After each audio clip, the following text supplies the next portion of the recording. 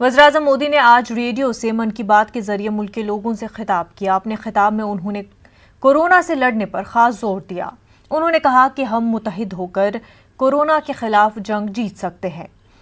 Unlock 1 के हवाले से उन्होंने कहा कि अब मजीद चौकस रहने की जरूरत है। इस मौके पर उन्होंने कोरोना वॉरियर्स की सेवा शक्ति को भी सलाम किया। प्यारे देशवासियों, नमस्कार।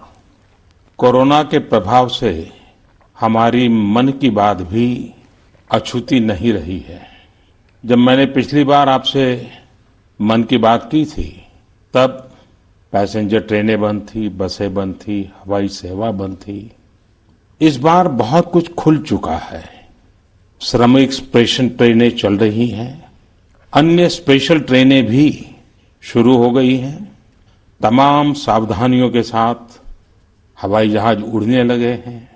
धीरे धीरे उद्योग भी चलना शुरू हुआ है। यानी अर्थव्यवस्था का एक बड़ा हिस्सा अब चल पड़ा है, खुल गया है। ऐसे में हमें और ज्यादा सतर्क रहने की आवश्यकता है। 2 गज की दूरी का नियम हो, मुंह पर मास्क लगाने की बात हो सके तो वहां तक घर में रहना हो। ये सारी बातों का पालन, उसमें जरा भी ढिलाई नहीं बरतनी चाहिए।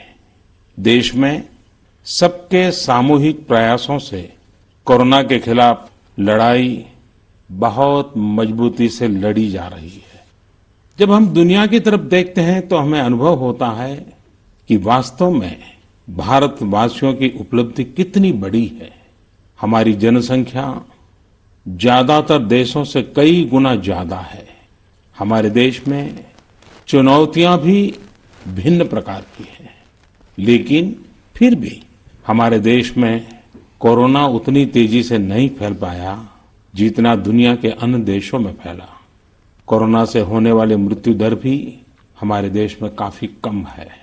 जो नुकसान हुआ है उसका दुख हम सबको है, लेकिन जो कुछ भी हम बचा पाए हैं वो निश्चित तौर पर देश की सामूहिक संकल्प शक्ति का ही परिणाम है। इतने बड़े देश में हर एक देशवासी ने खुद इस लड़ाई को लड़ने की ठानी है। ये पूरी मुहिम पीपल ड्रिवन है। साथियों, देशवासियों की संकल्प शक्ति के साथ एक और शक्ति इस लड़ाई में हमारी सबसे बड़ी ताकत है, वो है देशवासियों की सेवा शक्ति। कोरोना की वजह से पूरे मुल्क में गुज़िश्ता 2 महीने से ज्यादा वक्त से जारी लॉकडाउन को अब सिर्फ कंटेनमेंट जोन तक महदूद करके उसके मुद्दत में 30 जून तक तौसी कर दी गई है। कंटेनमेंट जोन से बाहर के इलाकों में मुख्तलिफ सरगर्मियों पर चौथे मरहले में नाफिज पाबंदियों को मरहलावार तरीके से हटाने का फैसला किया गया है। वजारत दाखिला ने ज़िम्न में नए रहनुमा खतूत जारी किए हैं। कुछ अहकामात के साथ कंटेनमेंट जोन के लिए खुसूसी रहनुमा हिदायत भी जारी की गई है। मुल्क में लॉकडाउन पर नए रहनुमा खतूत वजारत दाखिला ने जारी किए हैं। अनलॉक 1 से शुरुआत हुई। कंटेनमेंट जोन में जारी है लॉकडाउन। कंटेनमेंट जोन के बाहर मरहलावार तरीके से मिलेगी छूट। 1 जून से 30 जून तक के लिए नए रहनुमा खतूत। कर्फ्यू रात 9 बजे से सुबह 5 बजे तक जारी रहेगा। मजहबी मकामात, होटल, रेस्टोरेंट, शॉपिंग मॉल 8 जून से खुलेंगे। स्कूल, कॉलेज खोलने का फैसला जुलाई में होगा। बैनुल अक़वामी परवाजें, मेट्रो, सिनेमा हॉल बंद रहेंगे। जिम, स्विमिंग पूल, ऑडिटोरियम में भी पाबंदियां रहेंगी, बंद रहेंगे।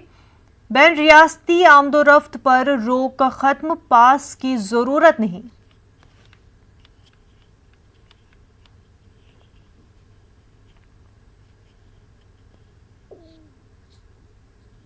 देश अब लॉकडाउन के बाद अनलॉक सिचुएशन की ओर आगे बढ़ चुका है। यानी अनलॉक की अगर बात करें तो देश में उन तमाम राज्यों पे देखा जाएगा जहां जहां जिन क्षेत्रों में थोड़ी सी भी राहत मिल रही होगी, उसके बाद उसको अनलॉक किया जाएगा, उसमें तब्दीली की जाएगी, उसको खोल दिया जाएगा। इस वक्त मैं राजधानी दिल्ली का दिल यानी कनॉट प्लेस में हूँ।